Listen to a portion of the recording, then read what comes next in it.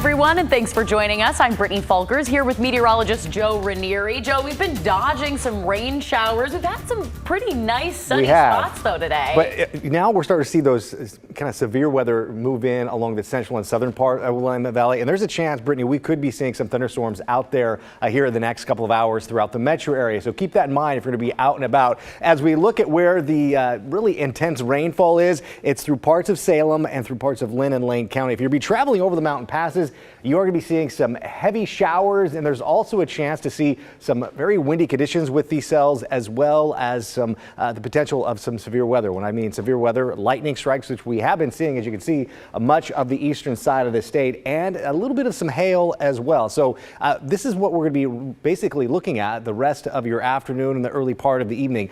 Here in the next couple of hours, there's a chance we could be seeing some thunderstorms pop up through parts of the metro area. The window for that is basically between now and I'd say 7:30, 8 o'clock tonight. Most of the action, though, is going to be moving in through parts of the foothills of the mountains. You can see over Sandy, bringing in some decent amount of rain here. And we have some watches and warnings throughout the eastern pocket of the state. This has been in effect all weekend long. This is a flash flood alert throughout parts of Pendleton. That's going to be in effect until late tonight. So as we go into Futurecast, you can see by 8:30, 9 o'clock, we'll start to see some drier weather moving in. Again, can't really get the chance to see those thunderstorms develop really late tonight and into early tomorrow morning throughout the central and eastern side of the state. But for Monday, for the most part, we are going to start off with some calm conditions, a little mix of some clouds and sunshine with some spotty showers at times. Rainfall amounts are going to be very light compared to what we have been seeing. I'd be surprised if we see any more than a tenth of an inch of rain by the end of tomorrow. And heading into Tuesday, that is going to be probably the best day of the week with warmer temperatures and a little bit more of that sunshine. And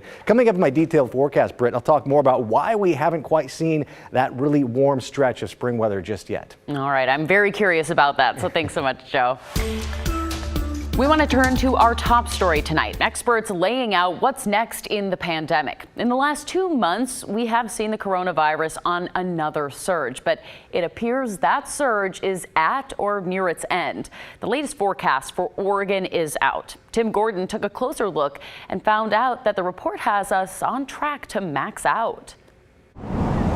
COVID-19 has proven to be very adaptable. New variants have kept the pandemic going. The BA2 variant got infections and hospitalizations increasing in Oregon since early April. Now the end of the latest surge of COVID-19 is finally here, according to OHSU's Peter Graven. I'm comfortable saying that. I think we saw a peak recently in the Northeast. I don't see any reason why we wouldn't have that happen here in Oregon. I think we're right around the top and should start seeing some declines. Graven is the man Oregon health officials and all of us have listened to for what to expect in the state. His latest COVID-19 forecast has the peak in cases here, or any day now, and hospitalizations maxing out by mid-June, with a peak of 313 hospitalized in Oregon on June 14th. I do think that's in our future. I'm not expecting an additional surge here. In Multnomah County, health officials see what may already be a peak, possibly putting the county a little ahead of the rest of the state. Now, Public Health Officer Jennifer Vines is watching closely with some hopefulness for summer. And whether it's a peak and a rapid drop, whether it's a plateau, it's harder and harder to predict exactly how things will go. But we do know that once a variant moves through the population, it does eventually run out of people to infect. The success of vaccinations and herd immunity is real. Despite that, health officials know there is a lot of COVID still in the community. These latest Omicron variants proving to be more transmissible, but with less severe symptoms for most people. That keeps hospitalizations and deaths down. But don't expect declines coming to drop to zero. It's not like this is going away. We expect this to continue to kind of move through the population, and then a new variant is going to try hard to take up that space afterwards. Tim Gordon, KGW News. And Graven says looking forward, he is watching the BA.5 variant most closely. He says it has caused a big increase in cases in Portugal, but a lot less impact in Austria. So it's still unclear what to expect here, but there are already some cases in Oregon. It's another child killed in Uvalde's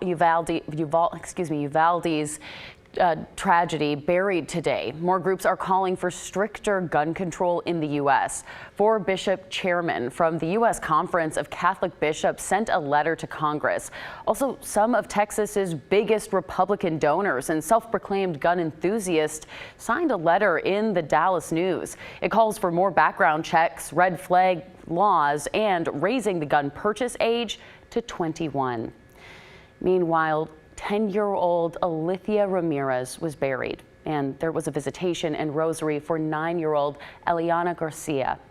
Alithia's family says she was smart, loved to play soccer, and was a very talented artist. In fact, she dreamed of attending art school in Paris. Her family says she always wanted to take care of everyone. 9-year-old Eliana Garcia, also known as Ellie, would have turned 10 years old yesterday. Her visitation was held today. Ellie's family says she loved the movie Encanto, and Disney sent the dress to the family, similar to the one in the film.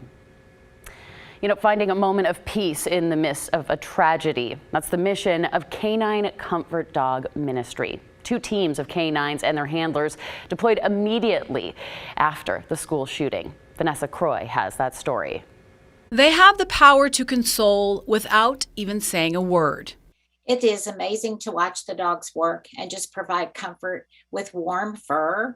It's just, you have to see it to believe it. Joy and Gabriel are just a few of the canines deployed to Uvalde in the last 2 weeks after the shooting that devastated this community. The Lutheran Church Charities Canine Ministries has over 100 teams in 27 states, ready to respond at a moment's notice.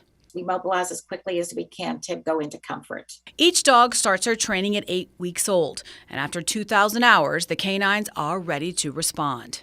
Allowing us the opportunity with the dogs to be able to visit in the community, in homes, in businesses, with first responders, just where we're invited to go. Here in Uvalde, as this community faces what could be a lifetime of healing, these furry friends are here to provide a moment of calm.